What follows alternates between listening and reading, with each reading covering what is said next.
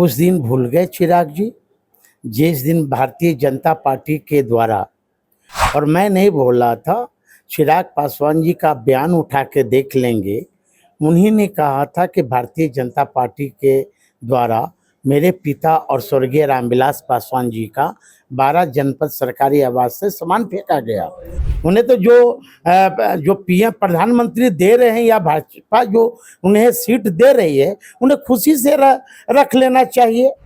ये जब तक हमारा गठबंधन के द्वारा, किसी भी गठबंधन का जब तक पार्टी के द्वारा जब तक घोषणा नहीं किया जाता, तो फिर कैसे माना जाएगा। एक दूसरे पर उठाक पटाक हो रहा। जीतन जी कह रहे हैं मुझे 15 चाहिए, मेरा अस्तित्व बचाना है। चिराग जी कह रहे हैं 50 चाहिए, मेरे अस्तित्व बचाना है। और ये उपेंद्र कुशवाहा सोच रहे हैं कि चलो 2 के लड़ाई में तीसरा का फायदा हो जाए। और ये दरबार तो भोले शंकर का है, सभी जाति धर्म का हमारा पार्टी है, सभी को हम लोग सम्मान देते हैं। लंगोटा पहन के तो एनडीए में लोग लड़ाई कर रहा है। हाँ, हमारे यहाँ तो सब बहुत अच्छा चल रहा है, देख रहे हैं। नमस्कार, वॉच न्यूज देख रहे हैं आप और मैं हूं आपके साथ शिखाजा। देखिए इस समय मेरी मौजूदगी है आरजेडी के पार्टी कार्यालय में।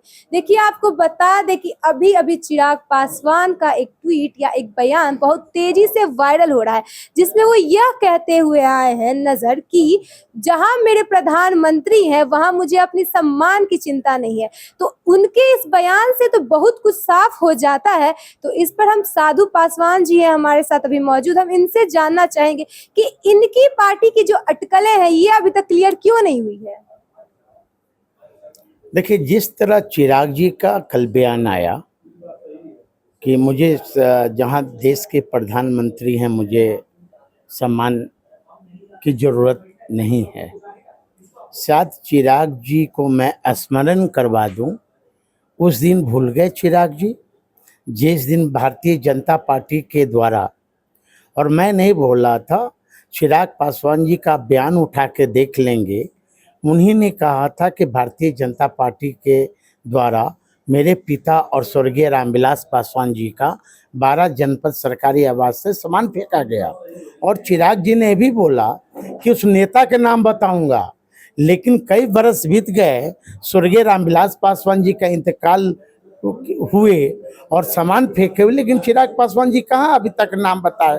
तब फिर सम्मान की बात करते हैं, तब फिर ये वो टिकट के लिए रूसा रूसी क्यों कर रहे हैं। उन्हें तो जो पीएम प्रधानमंत्री दे रहे हैं या भाजपा जो उन्हें सीट दे रही है, उन्हें खुशी से रख लेना चाहिए। तो फिर मोबाइल कभी स्विच ऑफ, तो कभी पटना से दिल्ली चल जाना, फिर उड़न खटोला से बिहार आ जाना, तब फिर क्यों रूसा रूसी हो रहा है भाई। पीएम की सम्मान करना चाहिए, तब चार सीट पर मान जाए।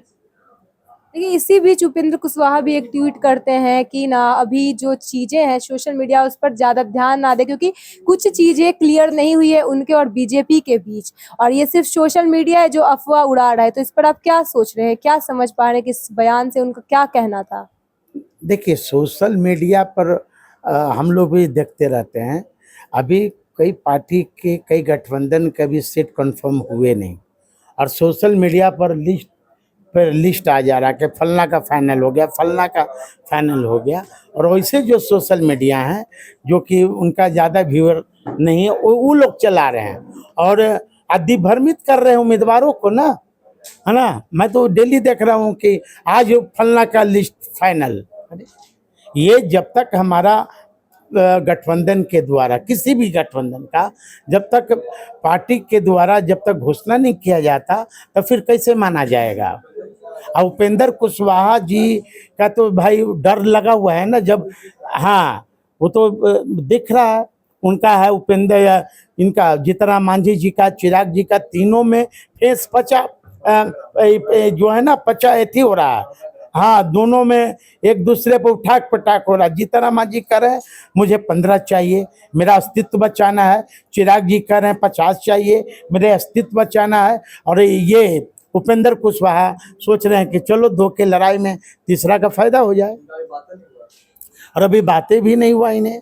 देखिए सर, जब से इलेक्शन 2 चरण में होने इसका ऐलान हुआ है, तब से कई जो लोग हैं जो जेडीयू छोड़ के बार-बार आरजेडी में आ जा रहे हैं, तो इस पर क्या कहिएगा? ऐसा क्यों कर रहे हैं वो? क्या वो सब ट्रस्टवर्दी है, उन पे ट्रस्ट किया जा सकता है?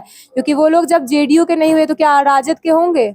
देखिए, इस पर हमें बोलना उचित नहीं रहेगा, क्योंकि हमारे पार्टी के शीर्ष नेता का जो ये है, वहाँ उन्हें अनदेखी की गई है। जो हमारे दल में लोग आ रहे हैं, तो उस दल में उन्हें अनदेखी की गई है, तभी तो आ रहे हैं, है ना। और ये दरबार तो भोले शंकर का है, सभी जाति धर्म का हमारा पार्टी है, सभी को हम लोग सम्मान देते हैं। तो सर, अभी पार्टी के अंदर सब कुछ सुलझा हुआ है? मेरे पार्टी में तो मेरे पार्टी राजद में अभी सब कुछ सुलझा हुआ है? मेरे पार्टी में, मेरे गठबंधन में अटपट कहाँ है? हाँ, वो जो लंगोटा पहन के तो एनडीए में लोग लड़ाई कर रहा है। हाँ, हमारे यहाँ तो सब बहुत अच्छा चल रहा है, देख रहे हैं। तो आपने अभी सुना साधु पासवान जी को, जिनका कहना ये है कि अभी राजद में सब कुछ सही है, और जो चिराग पासवान ने ये ट्वीट किया है, तो ये अपने बात से वो मुकर रहे हैं, जो कुछ दिन पहले उन्होंने ये सब कहा था। तो ऐसी ही और अपडेट्स के लिए बने रहे हमारे साथ, देखते रहे वॉच न्यूज़। धन्यवाद।